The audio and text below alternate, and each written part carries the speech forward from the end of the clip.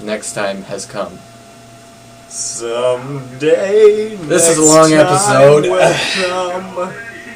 I think this is the one that's, among our friends or people we know who watch it, this is the most liked one. It certainly was the one that got people talking. This was what really made it water cooler conversation. Hey, we changed our clothes. Well, yeah. You guys have. And right, I remember that. Yeah. You wanted to keep the same clothes on that you had in the premiere of each season. Yeah. And then finally you just got too lazy, but you did reference it. As with so many things in this series, eventually I just said, fuck it. These commentaries won't be bleeped. I'm very sorry, ladies and gentlemen, and Nikki. What was I gonna say? Oh, this is still pretty much the favorite from everyone, and it's good to know that the fourth one out of 30 is still the favorite. This was my favorite one for a while, but and Maxine was just, it was like a striking comedic oil by total accident. There was a whole ocean of it under our feet, and no one could get at it except for us. So we had to drain it!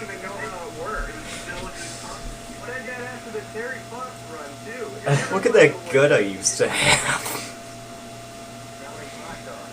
I think I go back and forth through this series from a little bigger to a little thinner. Well, rewatching these early episodes, it's all I can look at, really, is... and especially How to Be Gay, where you wear a very tight shirt. Yeah, but by then I was already starting to work it off a little bit, because I stopped having such terrible lunches. No explanation further. The lighting isn't very good here. I'm scratching that spot on my arm that would turn into a big problem.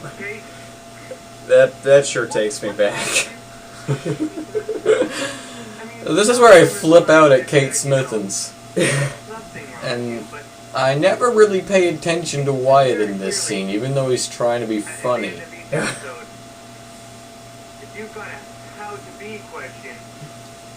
And we never got a how to do question after this, so I'm not upset that I did this.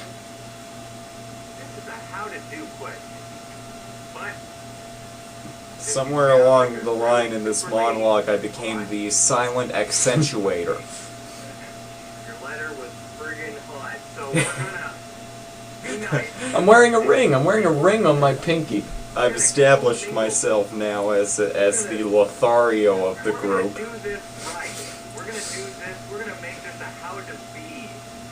I don't know why I pulled your arm over my shoulder. I don't remember why I did that. Well, I don't remember why I clapped. I'm sure it all has some deeper meaning. Oh wait, this whole thing is a metaphor for McCarthyism. Yeah. That. Ugh. That was planned. What? Oh, where I say, I guess the guinea pig should be the gayest between the two of us. And you're like, yeah, I agree with that. I'm like, oh, I'm glad you're volunteering. That was such a burn on me. My hair is so long and curly that Wyatt never changes. This is your mom's room. Yeah, we don't go in here much. And your grandma's glasses. No. Right? No, those are bifocals I picked up off the street. Those are the street glasses. Yeah, those are the bifocals that are like not scratched at all, but they were sitting on the pavement. And I picked them up and took them home.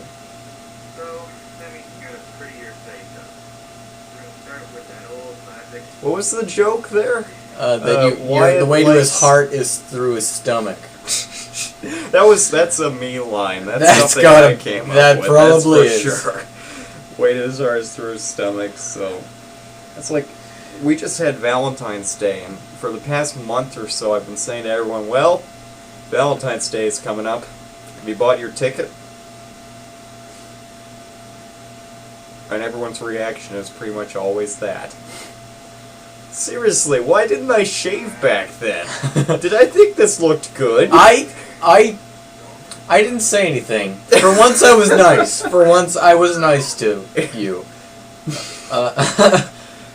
It's funny how we can look back at these and say, oh, that joke was whose idea?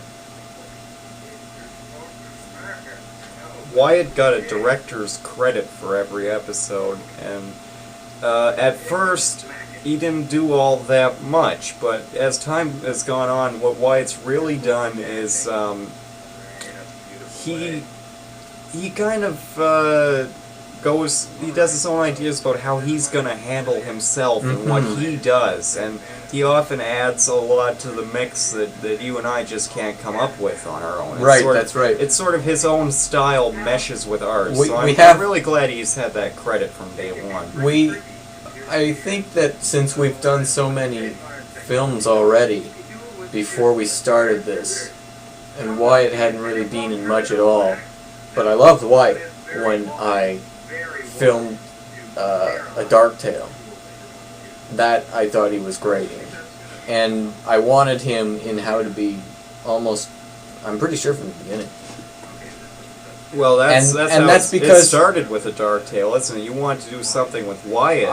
Well, the thing is that we always have the same sort of style that we just keep sort of reproducing. I mean, the jokes are new, but it's obviously us. And Wyatt does things like, he's got his own sort of timing and his own comic persona. I mean, it's still you and I basically guiding the episode along and mostly coming up with steps, but Wyatt is the one who really adds the incidental touches, especially for what he does specifically. So, and it makes the chemistry between all three of us just glorious, because I mean, I'm always the crude one who always is, very tactless. Yeah, well, Wyatt is the closest thing we have to a straight man. Exactly. He's apart from Rob, he's the perfect straight man.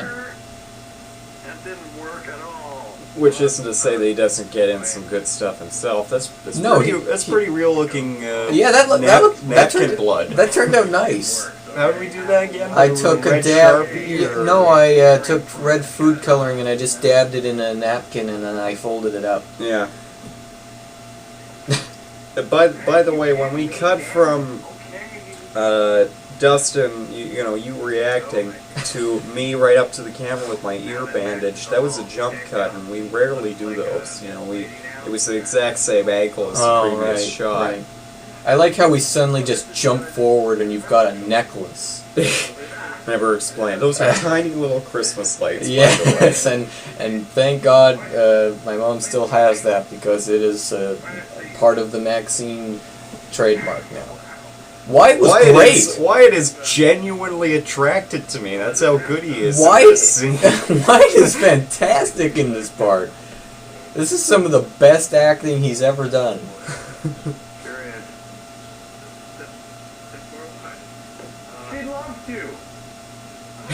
I mean, you never see him doing this in real life, being this forward. But no, usually it's... And that's what makes it so fantastic. He passes a note to a girl in class, and she opens it up, and it says, do you like to party?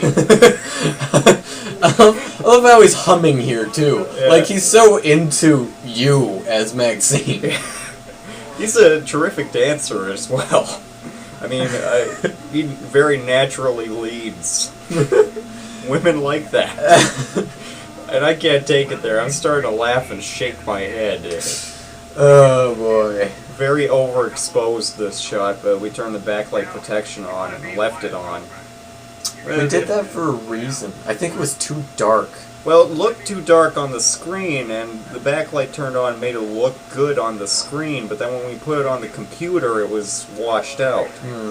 It was just I think it was because we were looking at the screen outside. It was a bit dark, so. he's really great here, and until I sort of like, I think he punched me after I said the freeze thing. After this take, he punched me. Why? Because he said, "You bastard," and he gave me a punch in the shoulder. But why? Because I basically steered this whole thing, like, directly into making out. Like, oh, right. With this freeze thing. I forgot about...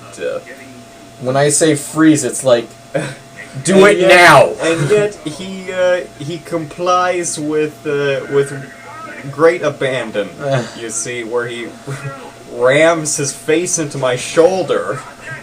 That's how he does that sort of thing. And so, of course, I was left in the awkward position of having to angle my face closer to his face so it would look real. I'm all about realism. That was back when you were wearing the high heels. You don't do that anymore. No, we just don't wear shoes at all anymore. The reason I say, are you still looking at me like that, is, really, when Wyatt looks at you like that, you notice. Oh boy. Oh God. We never explain away how, after this, we started making Maxine her own character. Well, we do explain it in the finale. You know, it turns out that you and I are... Spoiler alert! Spoiler! It turns out that you and I are figments of his imagination anyway, so it would make sense that, you know, in a Tyler Durden way, she would show up first as me playing someone, and then as her own character, and Wyatt wouldn't even notice. You gave away How to Be and Fight Club. You're oh right, spoiler warning for that movie as well. Warning: this commentary track may have contained spoilers. The following episode may have been sexually offensive. You know, that line always makes me think like he's hiding something. Well, that line works in a future context when it turns out that none of us know the meaning of the word and we think it means happy. Of course he's not happy. He just found out his girlfriend is a guy. He was never sure about gay, though. Anyway, we'll see you in episode 5. Eventually.